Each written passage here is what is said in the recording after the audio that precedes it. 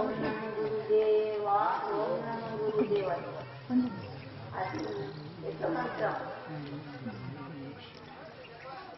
అంటే నీ పాపలన్నీ క్షీణించిపోతాయి.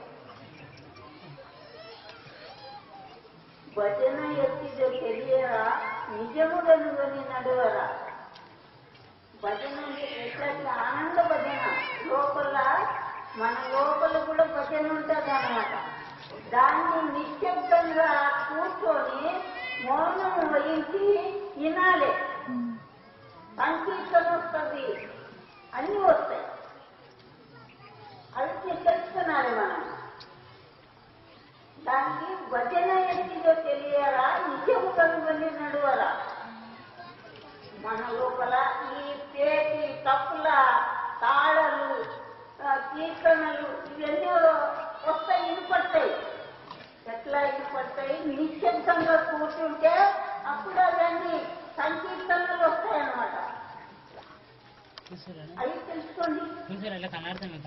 జ్ఞానం వెళ్ళట్లాంటి వాళ్ళు ఇప్పుడు ఈ మనిషి ఉడికి ఎట్లాంటే భక్తులు అయినట్లాంటి వాళ్ళు భావన చేసుకున్నారు. ఇప్పుడు దర్శనంకి వచ్చినారు కదా, నిశ్శబ్దంగా ఉండాలి. అందరు ఒక్కరికొకరు చెప్పుకొని ఆనందంగా మనం దర్శనం చేసుకున్నారే. మా అమ్మ ఏం చెప్తాడు, ఇందమ్మ అని అనాలి. ఇప్పుడు మంచి కూర్చున్నారు అంటే ముందుకు వచ్చే కాలంలో కూడా మీరు బాగుపడి ఉంటారన్నమాట.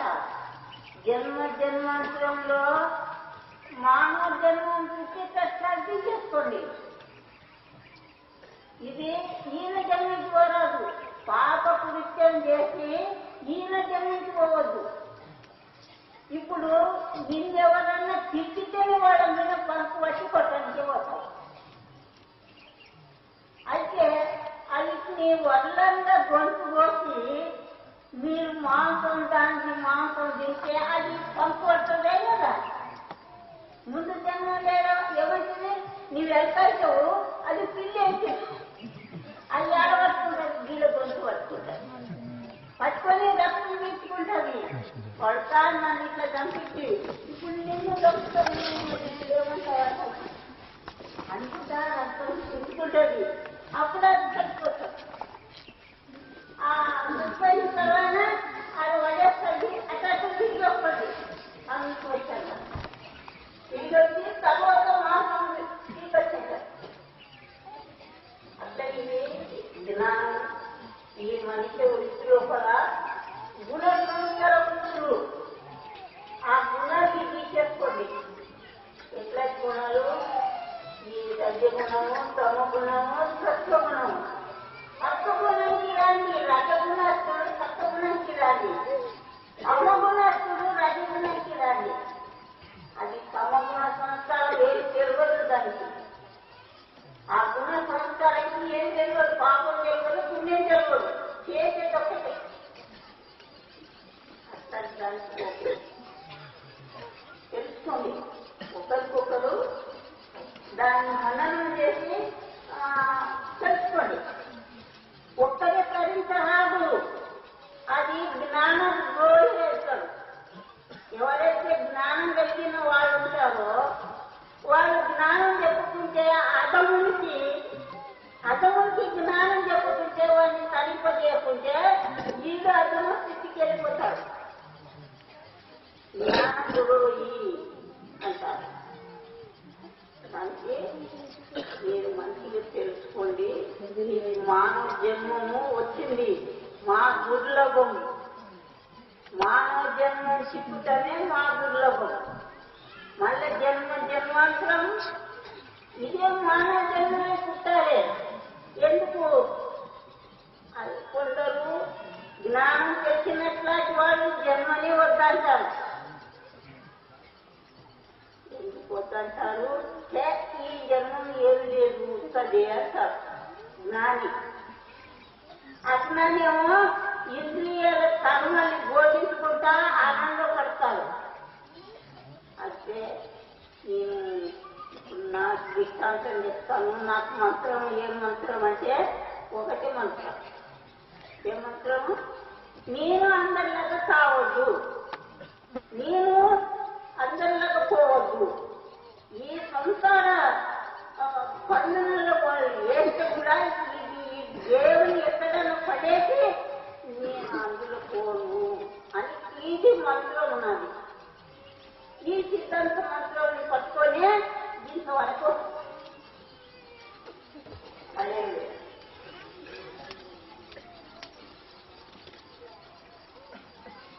గురువు గురువు అంటారు. అంటే అది ఆ పూర్వ జన్మ సంస్కారమే లేకుండాది. కృష్ణుడు దగ్గర నుంచి అర్జున, ఈ జన్మలో నన్ను పొందకుంటే ముందు జన్మలో నువ్వు పొందుతావు, నన్నే స్వామిస్తూ నన్నే ధ్యానించాడు. అట్లా మీరు కూడా ఆ దైవం ఎప్పుడు మననం చేస్తారో ఆ దైవ జన్మనే వస్తారు. ఆ సంస్కారమే ఇది జన్మ మరణాలు తప్పయి. పాప జన్మ, పుణ్య జన్మ, ధర్మ జన్మ, కర్మ జన్మ. ఇప్పుడు అందరికీ తెలివి రాదు. అంటే దానికి తెలివి ఉండేటోళ్ళు అని రాకాలి. ఏ విధంగా రాకాలి? ఒక ముందు రాయి ఉంటుంది, ఆ రాయిని కొట్టు కొట్టు కొట్టు పని చేస్తారా లేదా? అట్లా అజ్ఞానిని మన దాంట్లో తీసుకున్నాలి. అది ధర్మం. మన వల్లనే సర్వ ప్రాణులను మన వల్లనే చూసుకున్నాలి. మనకెట్లా బాధనో అది కూడా చాలా. ఇప్పుడు ఒక చివి ఉంటుంది, ఇంత చక్కెర అయ్యి అదే తన బంధువులంతా తీసుకొచ్చి ఆ ఒక క్షణంలో కూడా చక్కెర మీద తీసుకుపోతాయి. చూసుకోండి, నిజమా అబద్ధం? అది మీరు ఎక్కడనే అది ఒక బండ కింద తడవనట్లా బండ కింద పోయి ఇల్లు చేస్తాయి. చేసి అది పిల్లలు కట్టాయి. ఒకటి బంధువులు, పిల్లలు, తల్లులు ఆనందంగా బండ కింద ఉంటాయి. అక్కడికి ఇక్కడికి ముక్కలు ఎక్కడ ఏం దొరికితే తీసుకుపోయి ఆ బండ కింద చేరుస్తాయి. ఆ కట్టడంతా వాళ్ళు బయట చేస్తాయి. నిజమా అవసరం మీరే తెలుసుకోండి.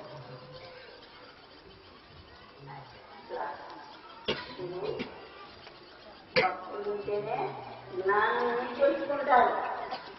భక్తులు లేకుంటే అది ముడి రాయి ఉంటే అది రూపము ఎట్లా ముల్లడిగా ఒక ముల్లడి చేతికి మొల తీస్తున్నాలే, గన్నం తీస్తున్నాలే, ఆ గట్టి వ్యక్తులన్నీ కొట్టాలి, అజ్ఞానాన్ని రుద్దాలి. రుచి జ్ఞానాన్ని తీస్తారు. అది ధర్మం. ఇప్పుడు మన లోకం ఏమైతుంది? అంత రాక్షసుడి చెప్పు తినుంటాము, తాగుతాం. తాగేది ఎవరు తాగాలి?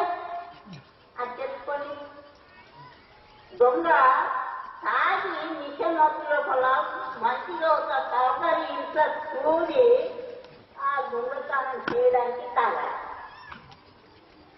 కొడితే కూడా వానికి దెబ్బ తాగనట్లాంటి స్థితి లోపల తాగుతాడనమాట. అట్లాంటి దొంగ తాగి దొంగతనానికి వెళ్ళాలి. అది దొంగల ఉరికి, అది సజ్జంలో ఉరికి కాదు. తాగేది తినేదేమో ఈ కాకులు, గద్దలు, కుక్కలు, నక్కలు, కోడళ్ళు, పెద్దపుళ్ళు, సింహాలు, మెట్టాలు, అవి వైవిధ్యంలో అనమాట. అయితే ఏదైనా ఒక చిక్కిందంటే పూర్వ జన్మ సంస్కారం ఉండదే దాని మధ్య వస్తుంది. కొడితే నన్ను ఎట్లా తెలిసి నేను తెలుస్తానంటే కదా. ఇది మంచిగా దేవుడు మీరు చూసుకోండి. నిజమా అవసరమా మీరే తెలుసుకోండి. ఇప్పుడు పులి ఉంటుంది అడవి లోపల, ఒక ఆవు ఒంటరిగా ఆవు అడవిలో తిరగదు. ఎందుకు తిరగదు? ఏదైనా నెక్కం భయము, పులి భయము, దానికి గుంపుగా అన్ని గుంపుగా వెళ్తాయి. అన్ని గుంపుగా వెళ్తాయి. నన్ను ఆడ ఆశ్రమ ముందుకెళ్ళి దారి ఉంది అనమాట ఉండే. అయితే అది ఖాళీగా అన్ని గుంపుకు వస్తుంది. అటువంటి ఏం చేస్తారంటే అది ఏమి రాని పులి రాని మెక్కలు రాని అది అన్ని కలిసి దాన్ని కొమ్ములతో పొడి చేస్తారు. దానికి అది ఒంటరిగా తిరిగారు.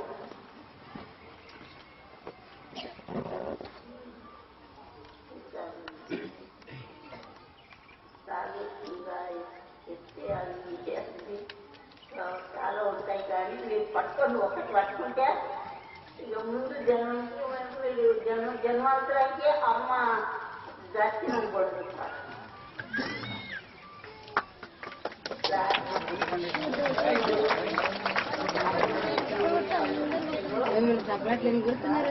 మాకుల దర్శనం కావాలంటే, దైవ దర్శనం కావాలంటే మీరు మనసు చలనం లేకుండా ఉండాలి. గుణమాయ ఏ భావాతీతం గుణాతీతం అన్నిటికీ అతీతమయ్యి నిర్మోహం నిశ్చల తత్వం మీరు జీవన్ముక్తి అంటే దానికి ఈ నిర్మల మనం ఎప్పుడు వస్తుందో అప్పుడు మీరు మార్పులు అవుతారు. లేకుంటే ఇది కాలయాత్ర, ఇది కాలయాత్ర, జీవయాత్ర తిరుగుతూనే ఉంటుంది. పునరపు జననం, పునరపు మరణం. ఇది కాలచక్రం తిరుగుతుంటారు. దానికి విశ్రాంతి లేదు. దానికి సాగు అంటాను. దానికి సంస్కారం వేసుకోవాలి. సంస్కారం వేసుకుంటే జన్మాంతరానికి ఒక జన్మ లోపల పాటు పట్టుకోవచ్చు. అప్పుడు నీకు జ్ఞానం అరువైతుంది. అప్పుడు భగవంతుని చేరగలుగుతావు.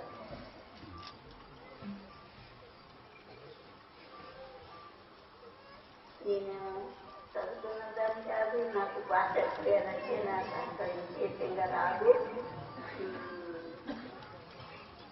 ఇప్పుడు అమ్మగారు వచ్చినారు, వాళ్ళు మంచిగా విభూతి నేర్చున్నారు. సంస్కృత వేదముని చదివిండ్రు. వాళ్ళలాగా ఇంకా చాలా మంది కావాలి. అదే కాదు, వాళ్ళు చాలా పెద్ద సంస్కారం వాళ్ళ.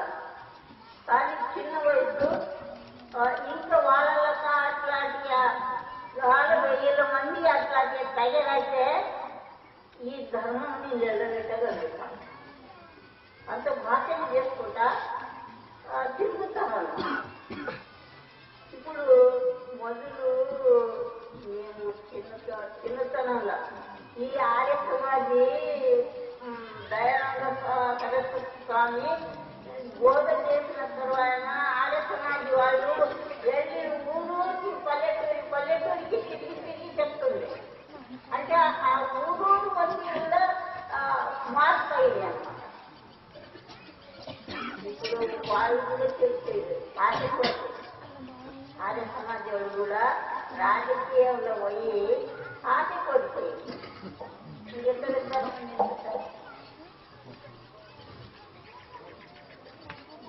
అట్లా మళ్ళా అట్లాంటి ధర్మం నిలిపేటట్లాంటి అవతార పురుషులు ధరణి మీద వస్తేనే మళ్ళా ధర్మం నిలుస్తుంది, సత్యం నిలుస్తుంది. రాము రాజ్యం అంటారు. రాముని కాలంలో చిన్నవాడు కూడా ఆ ధర్మాన్ని నడిచిండు అన్నమాట. ఎట్లా రాముడు ఏక పత్నివర ఏమన్నారని నీకు అందరికీ ఇదంతా గుర్తు ఉన్నది. ఇది ఏదో మోటుగా చెప్తాను. ఎట్లంటే మరి వాళ్ళు తాతలు ఏమి నేను రంగారామని అంటుంటే ఆ సీతని రమణాసుడు తెచ్చుకోపోతే తెచ్చి ఇట్లా పెట్టుకున్నాడు. అంటే రాముడికి అప్పుడు పరిచయం కలిగింది. కానీ సీత ఏం ఎడలేదు. కానీ ఆ రాముడికి సంశయం కలిగింది.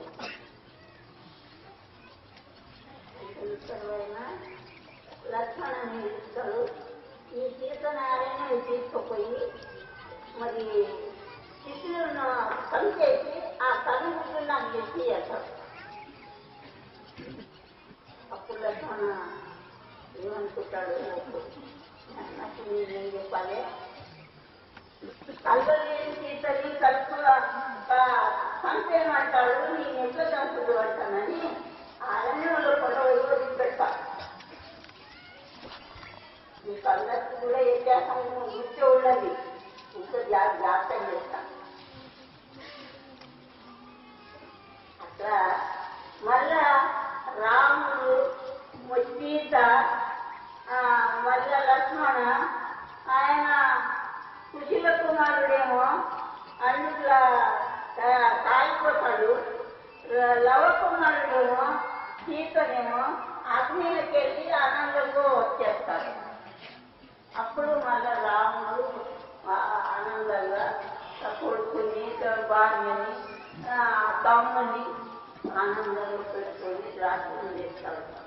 ధర్మరాజు మరి మీరు ఎట్లయితే తెలుసుకోండి,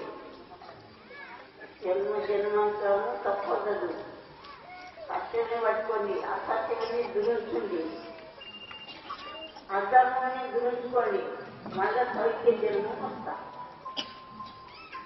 అధర్మానికి గురి అయినట్టే ఈ సౌఖ్య జన్మం ఎన్నట్టు చిక్కదు, ఈయన జన్మకి వెళ్ళిపోతావు. నీవు పంపు పట్టకుంటే అది కూడా కొంటావు, ఈ పంపు పట్టాలి నేను కొట్టా నువ్వు కుట్టావా. అది ఇప్పుడు మీరు అట్లా అన్యాయంటే అడుగుతుంది, అర్థంగా మీరు పనిచేస్తారు. అయితే అది పంపు పడుతుందే లేకొడతా, నేను పరస్వదినం అయినందుకు నన్ను ఇట్లా చంపుతుంటావు కదా, నిన్ను నేను చూసుకుంటే ముందు జన్మాలు అనుకుంటావు అంటారు. పంపు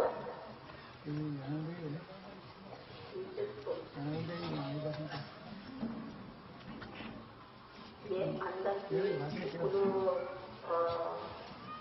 సరస్వతిదేవి అందరికీ జ్ఞానం ఇచ్చింది. మీకు రేపు విశ్వస్తు గొప్పది. ప్రతి ఒక్క కాల భవిష్యత్తులో కాల జ్ఞానంలో ఏం చెప్పారు, ఐధ్యాత్మిక విద్య, వైదిక విద్య భూతి కన్నా తేలికైతుంది అన్నాడు. అట్లనే కర్మ జనులు విద్యార్థులైతే వారికి అన్నాడు. అట్లనే అయిపోతాడు, అట్లనే అయిపోతాడు. కానీ పర్వాలేదు, ధర్మం తెలిసి విద్వత్తు నేర్చుకోవాలి, కర్మంకి గురి కాకుండా. ఎంత పెద్ద విద్వత్తు మనిషి అయినా కానీ కర్మంకి ఎప్పుడు పాట పడతాడో వారికి మానవ జన్మం దొరికేది దుర్లభం.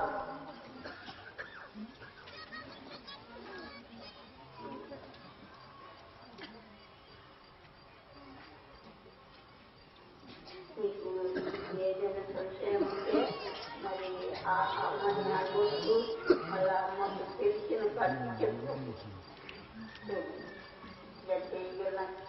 చెప్పని చేస్తారా కాదు,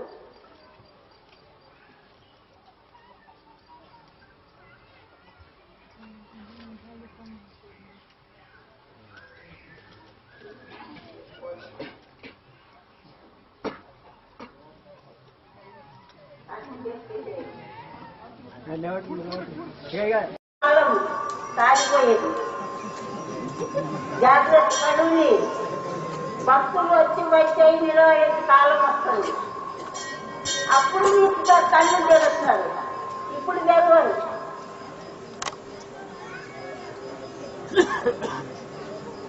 చెప్పలేదని కనుకపోయారు నరులార గురుని చేరి నొక్కించే బతుకని అప్పటించి నింగే వ్యక్తులు వస్తాయి. ఇప్పుడు ఎట్లా ఆ మరణించిపోయే కాలం వస్తుంది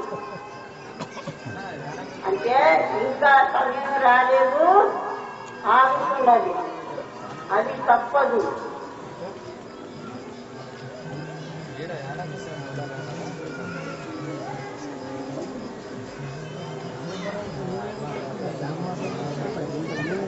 అయ్యింది చూస్తుండే కూర్చున్నోడు కూర్చున్నట్లనే రావాలి, పడుకున్నట్లనే పోవాలి, నడుస్తుండోడు నడుస్తుండట్లనే ముగి కావాలి అన్నారా? అట్లా జరిగినాయా లేదా?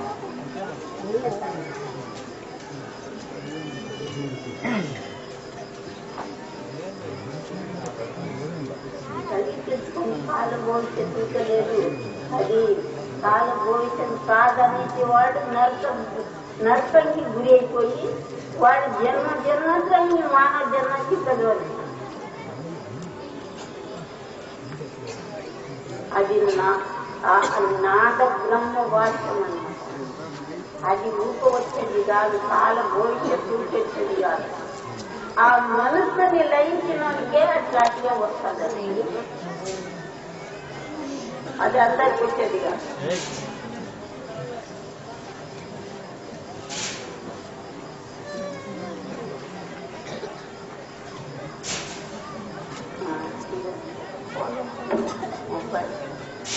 ఆచార్యంతా ఇదిగా ఎవరు వాదన ఏమైనా చేసేది నాకు చెప్తే నేను చెప్తా. కానీ అయినంత వరకు భగవంతుడు నాలో ఉందా సర్వేశ్వరుడు ఏం పలుకులు ఇస్తే అది పలుకు అంతే. నాకెప్పుడు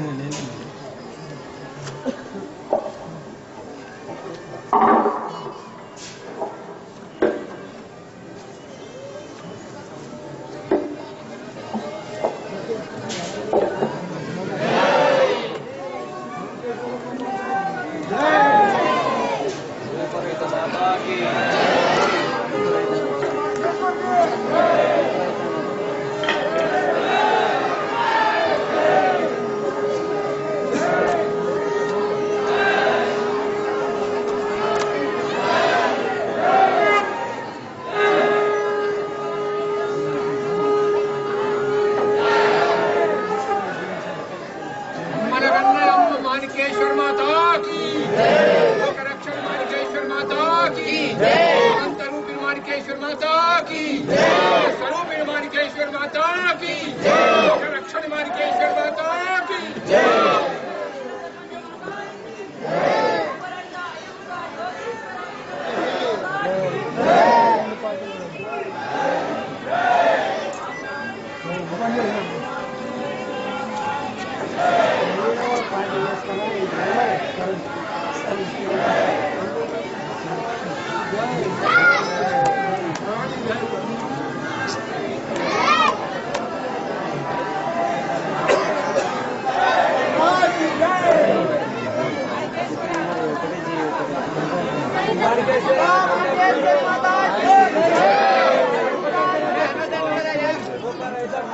माता की